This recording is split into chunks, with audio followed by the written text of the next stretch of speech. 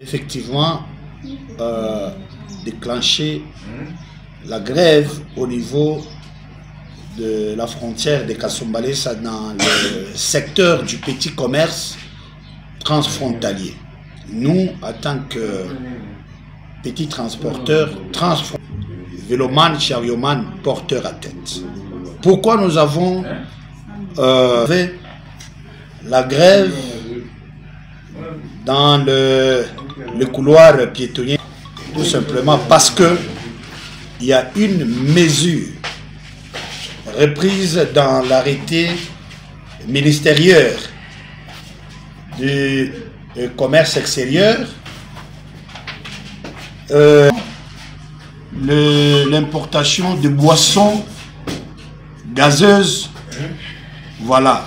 Mais quant à ce qui nous concerne, nous avons activité transfrontalière qui nous concerne en tant que véloman, charioman, porteur à tête.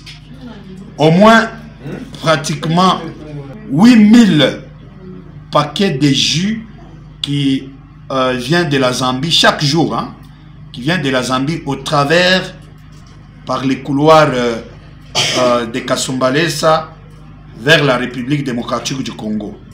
Comprenez que cette mesure du ministre des Commerces extérieurs, qui d'ailleurs il est le ministre des tutelles, vient plonger au moins 8000 vélomans en chômage. Donc 8000 jeunes. Voyez-vous, imaginez-vous la grandeur qu'apportera cette mesure comme conséquence. Donc il y aura une conséquence très néfaste. En dehors de ces 8000 vélomans et porteurs frontaliers qui seront plongés au chômage, il y a un grand nombre de nos mamans, de nos frères, de nos sœurs qui n'auront pas d'activité, qui seront aussi dans le chômage.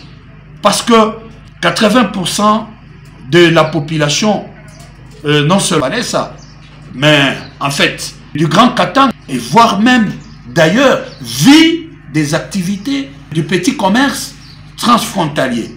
Et pas d'emploi. Et avant de prendre ce genre de décisions, il faudrait qu'il y ait des mécanismes qui pourront quand même autoriser l'obtention de l'emploi.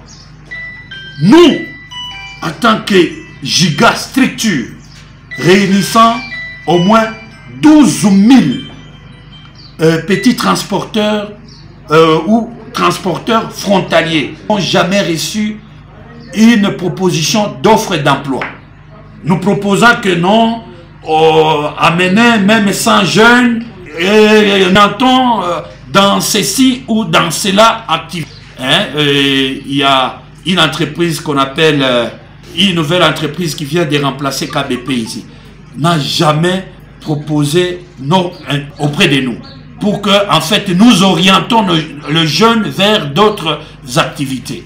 Voyez-vous? Donc nous estimons que le gouvernement, notre gouvernement aime toujours bien la brutalité, aime toujours. Imaginez même aujourd'hui quand nous observons la grève, mais il faut nous apprécier.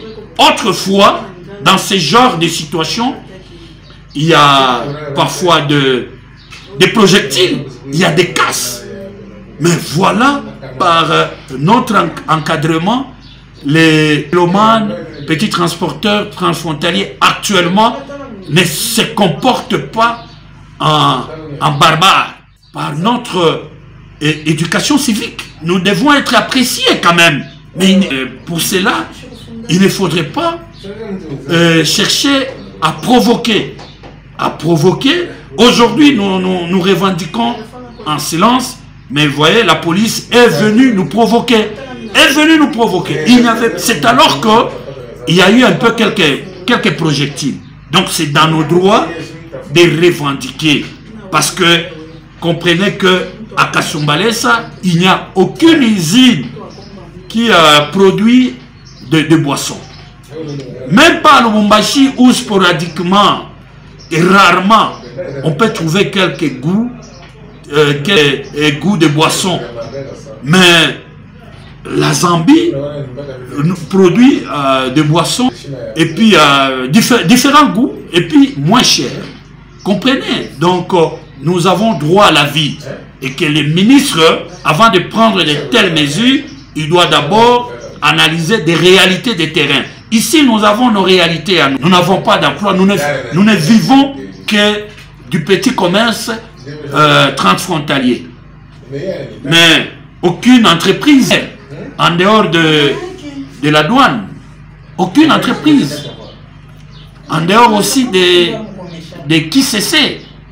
Ouais, plus de 300 000 habitants.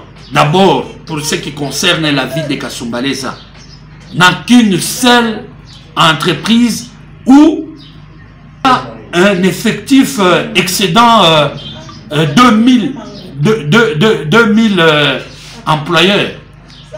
Voyez-vous? Et donc, toute nation vit de quoi? Selon le ministre, estime que la population ici vit de quoi? Voyez-vous? Donc, à un certain moment, avant de prendre certaines mesures, il faut se référer soit au gouverneur de province qui vit au quotidien les réalités de sa population, au maire de la ville également, et non pas se réveiller, prendre des décisions. En tout cas, c'est par cette occasion que nous demandons au ministre Julien Paluku, pourtant ministre des tutelles, pouvoir revoir à cette décision, l'alléger et ou l'annuler, en attendant que certains mécanismes soient mis sur pied qui permettent à faciliter la vie de la population.